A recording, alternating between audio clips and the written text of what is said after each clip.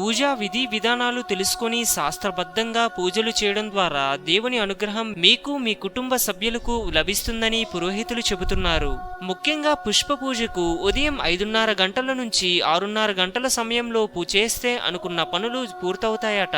అలాగే మధ్యాహ్న పూజా కాలంలో పుష్ప పూజ చేస్తే జీవితంలో ఒడిదుడుకులు లేని సమానమైన జీవితాన్ని గడపవచ్చును.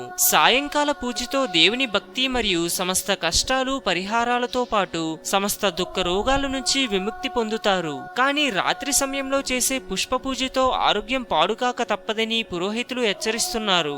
మధ్యరాత్రి పూజతో ఆయుష్ తగ్గిపోతుందని పురోహితులు అంటున్నారు.